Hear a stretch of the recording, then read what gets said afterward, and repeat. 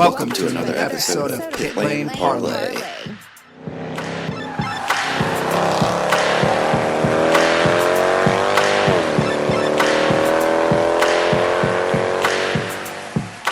And welcome to a special edition of Pit Lane Parlay. My name is host Mike Jokum. I am joined by Mike Miles of the Rapid Response Film. But before we get to the interview, a big shout out to GripMat from gripmat.com, flexible non-slip tool mat invented by an Air Force mechanic to help you get your job done right. So, Mike, thanks for joining me today. How you doing? I'm doing pretty well. How about yourself? Good. So let's dive right into it here. I know you're part of the Rapid Response Film crew, so why don't you give everybody here a little background about your role in the film, and we'll dive into it. Well, I'm one of the two producers of the film. It actually originated just as myself until I got my producing partner Roger Hins to come on and work with me on the project. But I actually started, 12 years ago almost, to conceive of the idea of adapting the book. The book Dr. Olby wrote, I think, was first published in 2006 or 2007. And I read it within a few weeks of its release and kind of conceived the idea for the film. So, I'm intimately involved in all phases of pre-production, production, post-production, every aspect of the film. Awesome. And from having seen the premiere out in Indianapolis back in May with my co-host Jess, I know we were both blown away at how awesome the movie is. I'm going to try not to give any spoilers away, but really the one thing that struck me, and I've read the book about the 1964 Indy 500, but to see actual footage of it was terrifying and mind-blowing.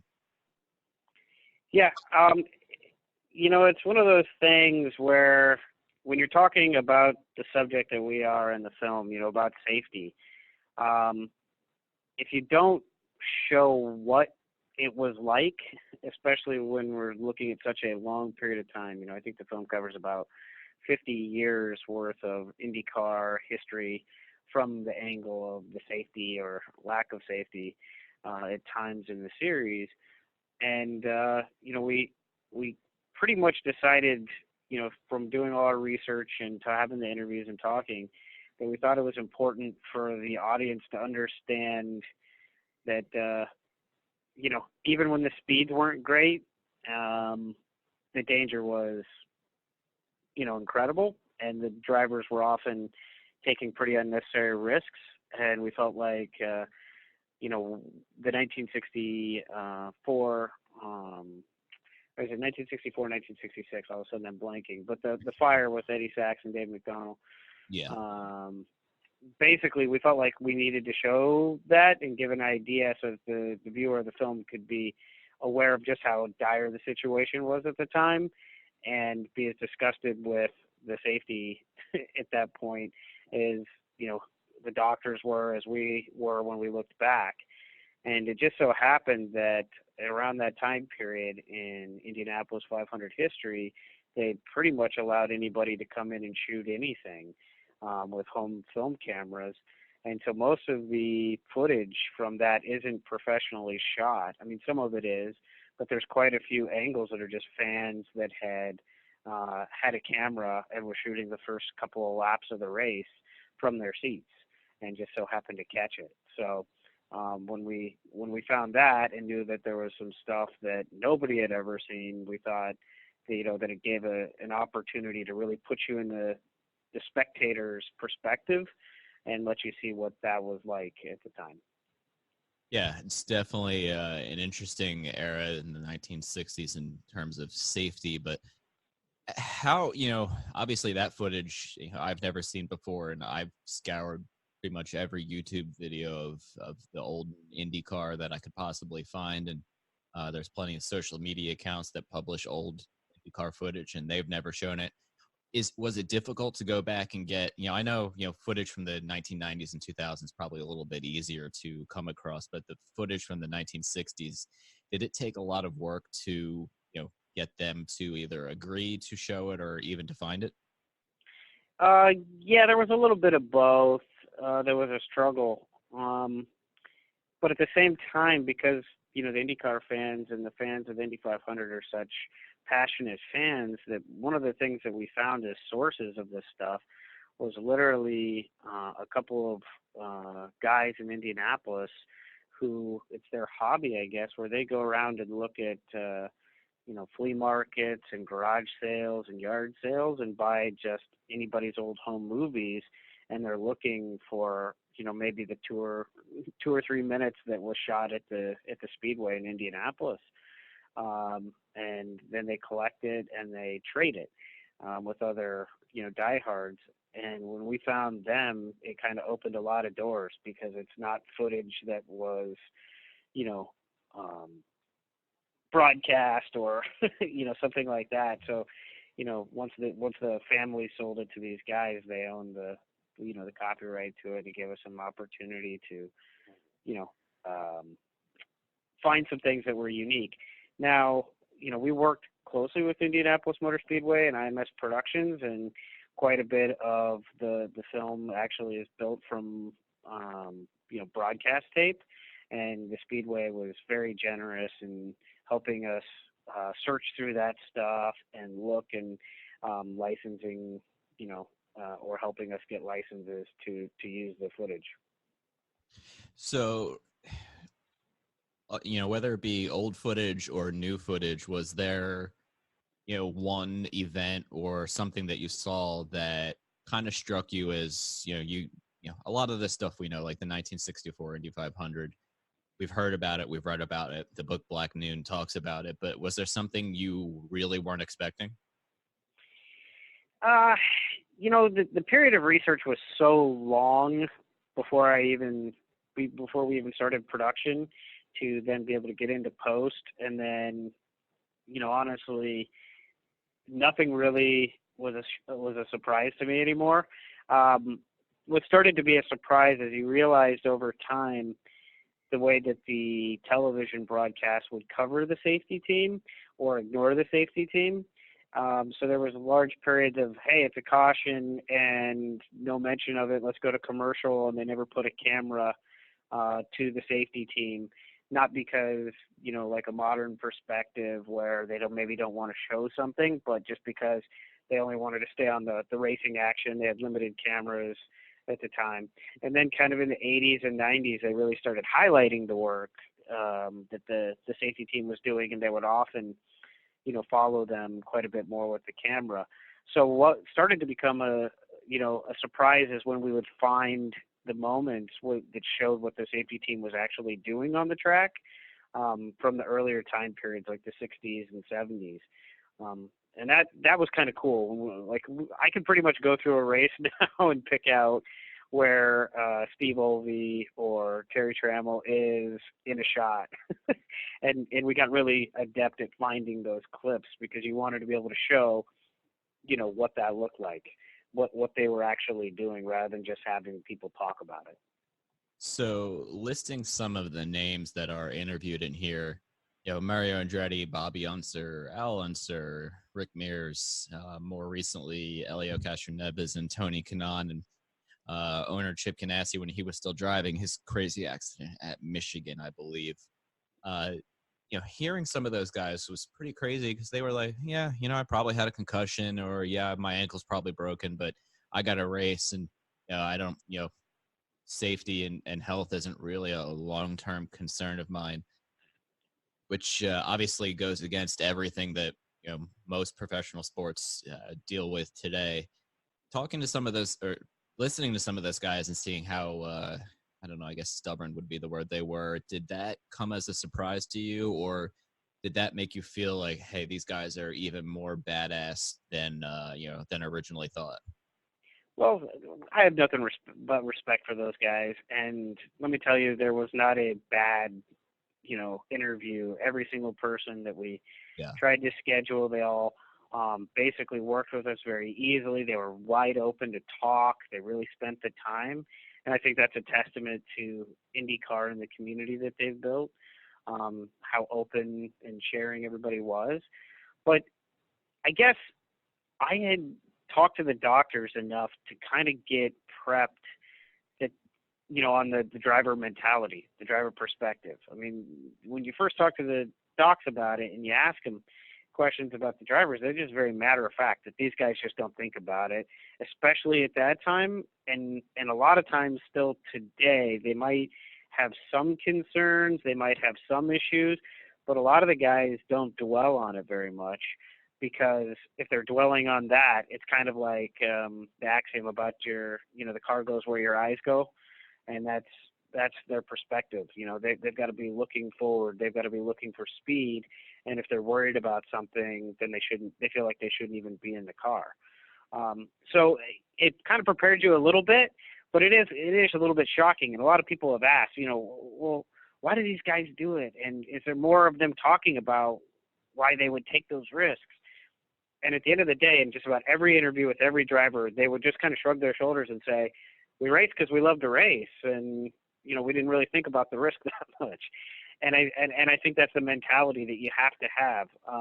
There's a movie that came out last year, a documentary called Free Solo, and I think that there's a lot of similarities. It's a mountain climber who rock climbs in Yosemite without any safety equipment, so he could literally fall off the cliff edge and be killed. And it's one of the most challenging mountains, and nobody had ever done it.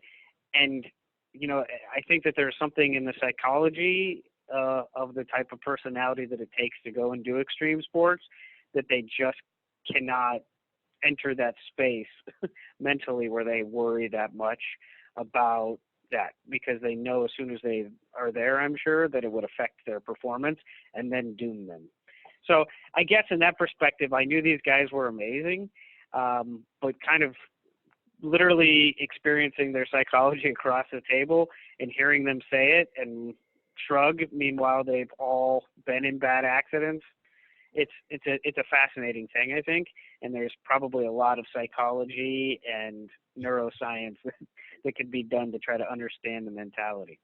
Yeah. One other thing I'll point listeners to is Tony Kanaan also penned an article. God, I forget where. Was it when The Athletic first came out after Justin Wilson passed away?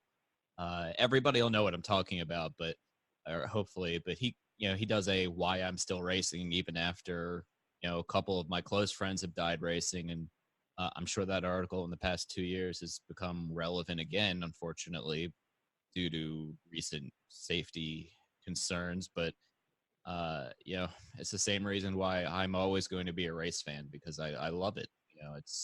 I grew up in it, and these guys have grown up in it, and I totally understand where they're coming from, even if it's there's some scary moments out there. So on the safety grounds, IndyCar safety has kind of come to the forefront again with the AFP device on the front of the car now, and the aero screen next year.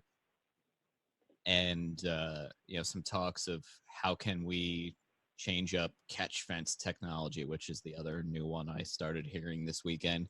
What do you think of the current state of safety from the car point of view and everything IndyCar's announced?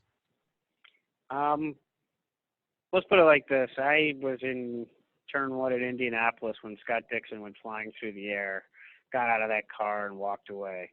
I was in the grandstands when Brian Briscoe at Fontana, his car got into the grass on the main, kind of straightaway on the oval, and dug in and flipped a few times, got out and walked away. And with all of the controversy from Pocono, I think the most important thing that everybody's missing is everything functioned perfectly because nobody was hurt.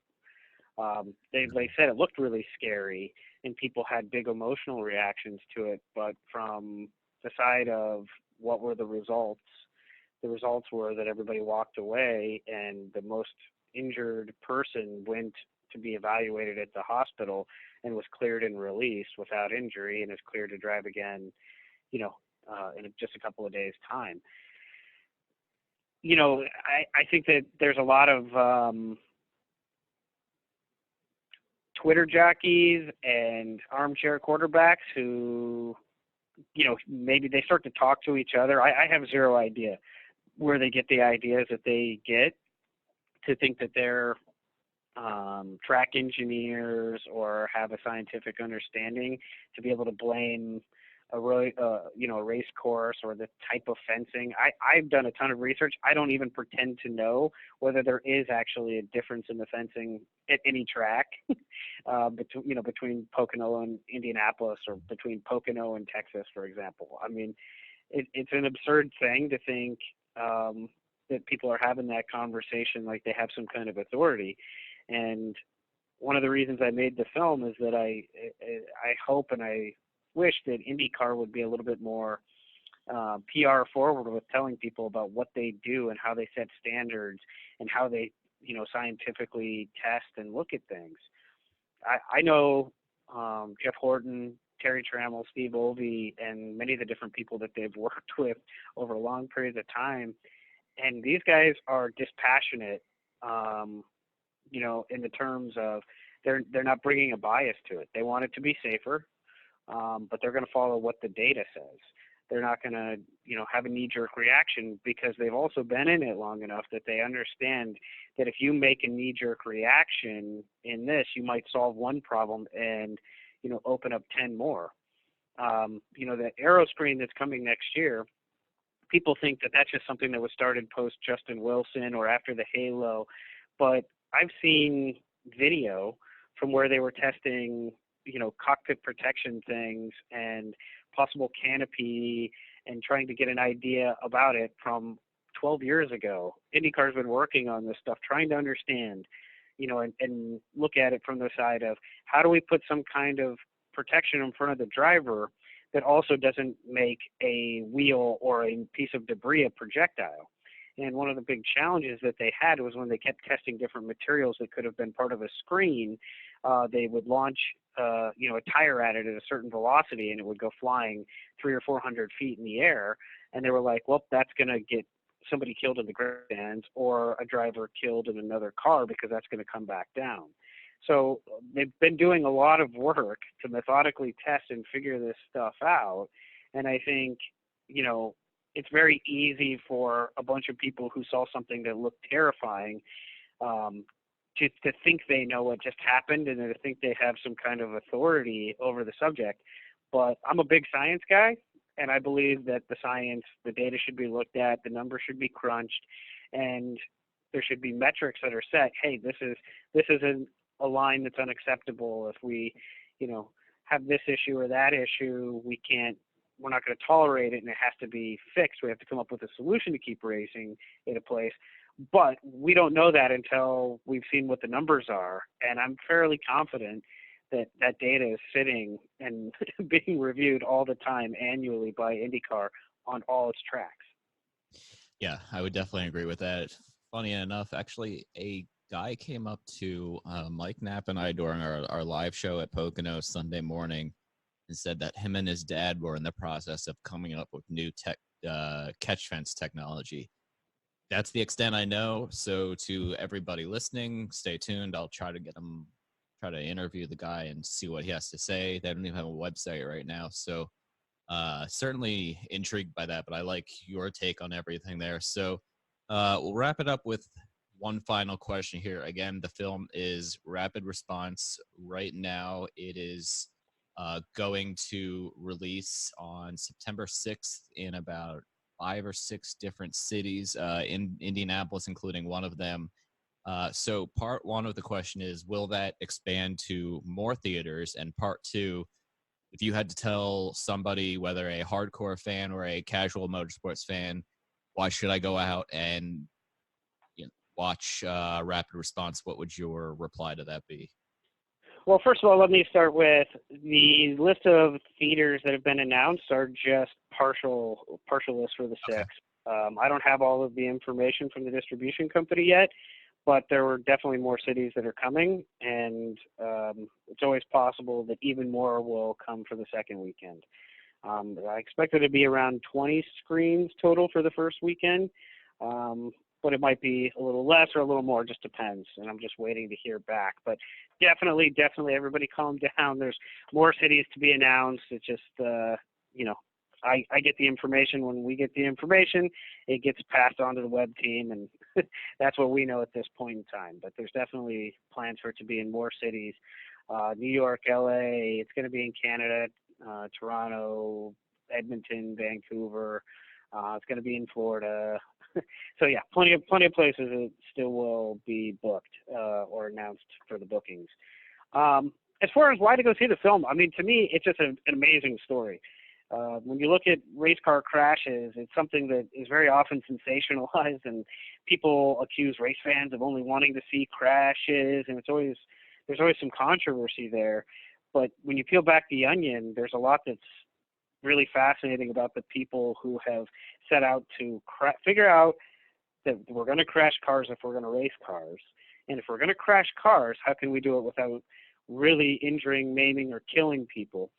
And, it's come in a significant way towards being really, really safe, to the point I would say that, it's almost so good that people don't remember how bad it once was.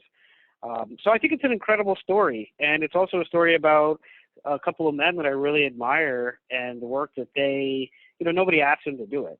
Nobody said, hey, will you guys go solve racing's, safety issue? They just were self-starters. They were guys who loved the sport, made friends with the drivers, and wanted to figure out how to do something. And I think that's just a great human interest piece, and you get to see in the film how the relationships that they had with the drivers affected what they did or didn't do, how they thought about walking away and not wanting to be involved because it's such a monumental task and it's so emotionally draining on them. But ultimately, they had a significant amount of victory. And really, probably, if it wasn't for the work that they had done, you wonder if maybe, oval racing in America might not exist today if it had stayed as deadly as it was in the 60s and 70s. So I think they're heroes. And, I think sometimes people differentiate whether if you're a first responder to like a fire or to a highway crash that you're a hero. But, well, these guys are athletes or it's sport. So, maybe the sports league guys aren't as heroic for doing it, but they did it for no money. And the innovations that they came up with have found their way into your cars, have found its way into trauma medicine that it will treat you on the highway or at the hospital. So I think that's a fantastic, human interest piece about a couple of guys. And, that's how the story is for me. I think it's very racing centric. I know it's got a lot of racing things, a lot of drivers and folks like that the racing community will appreciate. But if you're coming in from the outside with no knowledge about the film, it's a human interest story about a couple of guys who, went about solving a problem nobody asked them to solve. Yeah, great. Awesome answer. And, again, it's definitely worth watching. I know Jess and I both really had a good time watching it back in May. And for those wondering, it's rapidresponsemovie.com. They're on all the social medias as well, so check it out. They're pretty interactive with everybody out there. Mike, thanks for some time this afternoon. I hope the movie has worldwide success because it definitely deserves it, and I'm sure we'll be talking again in the future. Yeah, definitely. Everybody should go get a friend, take people to the theater, enjoy it. And my big push is I'm a big IndyCar fan, and if this film is successful at the box office and the distribution company and all the partners make money, it opens the door for more Indianapolis 500 or IndyCar type stories to be told in the future. Yeah, I mean, I think that's a win right there. Awesome. Well, I really appreciate you having me on, and I look forward to talking to you guys again sometime soon. Yeah, thanks very much, man. Hope you have a great day. Good.